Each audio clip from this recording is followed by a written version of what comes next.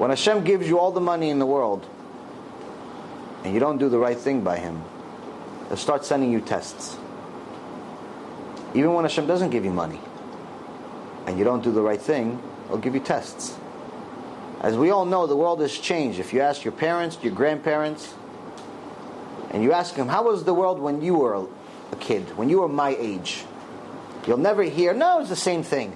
It doesn't exist. Why? Because we find ourselves, according to the Torah, in the time that we call the end of times.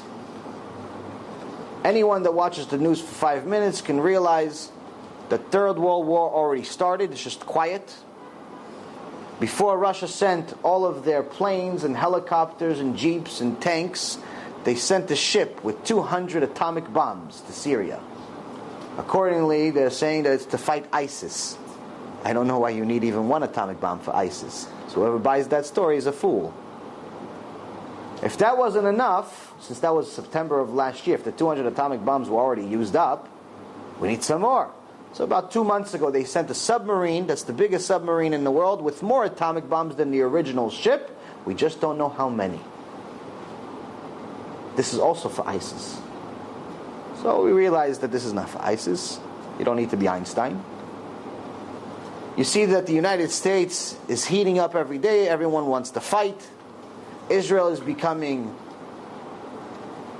the most hated country in the world on a regular basis. It's actually becoming popular to be anti-Semitic.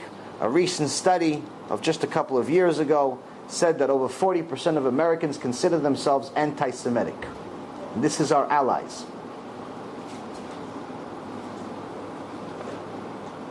Missiles are being shot at us in Israel on a regular basis.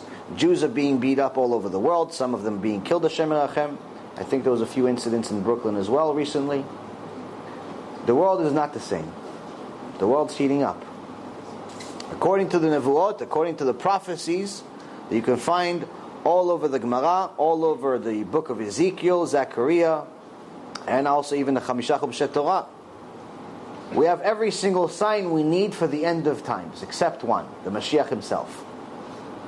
If you go to the last page of the Gemara, Masechet Sotah, page 49, it says, these are the things that are going to happen at the end of times before the Mashiach comes. When you read it, which I did a few days ago in a Shiur in Staten Island, anyone that wants to watch it and get some serious Yirat Shamayim, but seriously get the truth and wake up, you listen to it and it's like reading the newspaper. The daily news. Everything they said is going to happen, which was unheard of in those times, is happening as we speak.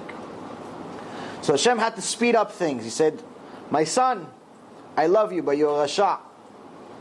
You have all this money and you're justifying giving tzedakah and helping people, and you think that that's enough. You gamble with the parnasah that I gave you, even though it's relatively to what I had, it was nothing. If I gambled $50,000, it didn't really mean much. But nonetheless, you do nothing for me. You're not fulfilling your purpose. And if you don't fulfill your purpose, which is learning Torah and observing it, I don't need you. What's my source? My source is the Torah. When we left Egypt, the next parasha after we left Egypt starts with the word Vayihi. In general, any parasha that starts with the word Vayihi means tsar, means sorrow. Why was Am Yisrael in sorrow after they left Egypt? They just left slavery. Why would they be in sorrow? Because later on it says Chamushim left Mitzrayim. What's Chamushim? Chazal explains it. It's 1 out of 5. 20%.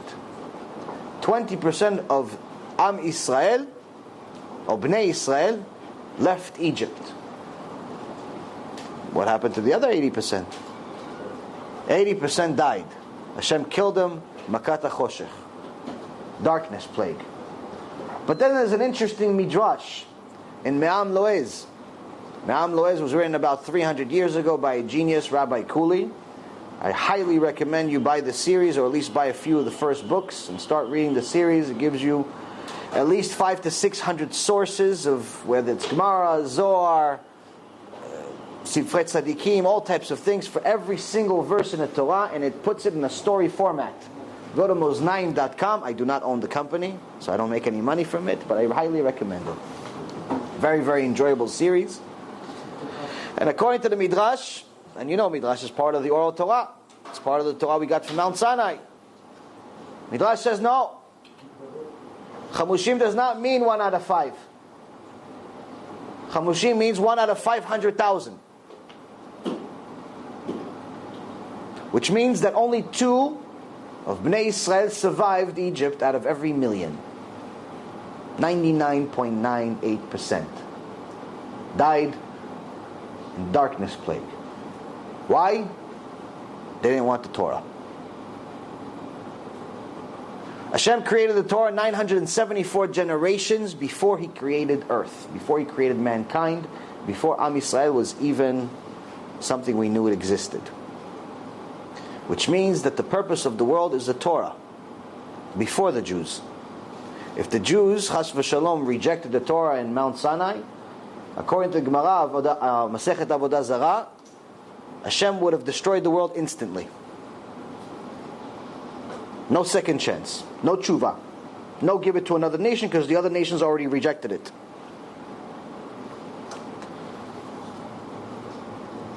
So now we have ourselves a dilemma. Whether it's 80% or 99% is irrelevant. The point is that Hashem is not kidding. You've just experienced another Torah class brought to you by TorahAnytime.com.